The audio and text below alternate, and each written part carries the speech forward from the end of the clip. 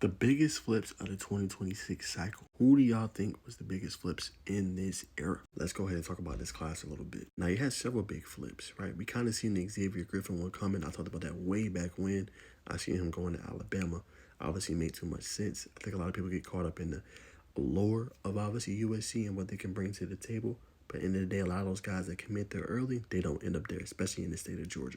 So that one wasn't too much big of a surprise. The big one was Braylon Womack from Auburn to Mississippi State. But it does make sense with the new change of obviously the head coaching staff, different people coming in and out. I don't blame Braylon Womack for choosing Mississippi State over Auburn. Made a lot of sense, obviously, in making that choice. Now, Sazi Moa, remember that was big back in the summer. He committed to Tennessee over Utah, but obviously flipped his commitment towards the end and ended up staying in his home state of the Utah Utes. Again, no big surprise there, especially with him being from the area or being obviously from that state. Obviously decided to stay home and put on for his team. Kevin Brown was one I wasn't too surprised about. Obviously, shout out to James Franklin, former head coach. He's an elite recruiter, and he pretty much flipped the entire class, or pretty much damn near the entire class from Penn State to Virginia Tech. The one guy he couldn't get was Kevin Brown, the interior offensive lineman who decided to flip his recruitment from Penn State to West Virginia. Obviously, that was a pretty massive one. Now, I say as my top two, Jace Matthews, him flipping to Ole Miss. Definitely a pleasant surprise. Two coaching staffs that obviously dealt with a lot of, not turmoil, but changes amongst their staff. Seeing him go to Ole Miss, obviously with Lane Kiffin being gone, they still have Pete Golden. That was a pleasant surprise. That was one that obviously Auburn wanted really bad in terms of just wide receiver prospects, guys they want to land. Was kind of surprised to see him go to Ole Miss with obviously Lane Kiffin no longer being there. But hey, that was a massive flip for Ole Miss and the Rebels as they try to embark on this new era. Next up was probably Tristan Keys. He was obviously one of the best receivers, obviously, in his state of Mississippi.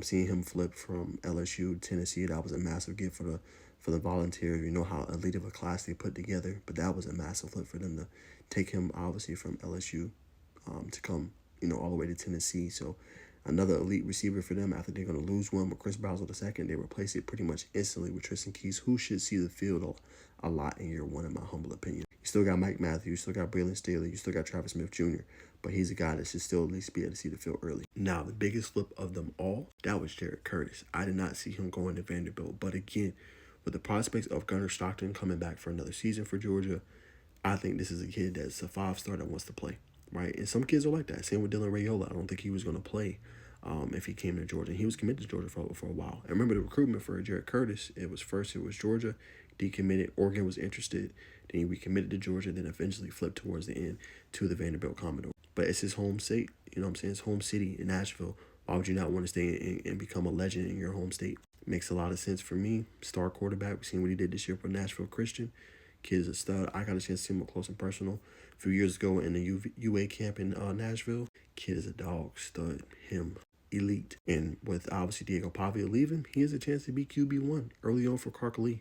It'll be an interesting storyline to follow in camp if he earns that starting position, which he likely will. But yeah, the biggest flip of them all, Jared Curtis from Georgia to obviously Vanderbilt. The next one I would go is Jace Matthews and then Tristan Keys from LSU to Tennessee. But comment down below, biggest flip of this 2026 cycle. What would y'all say? And y'all know what to do. Follow me for more high school and college football news. Yes,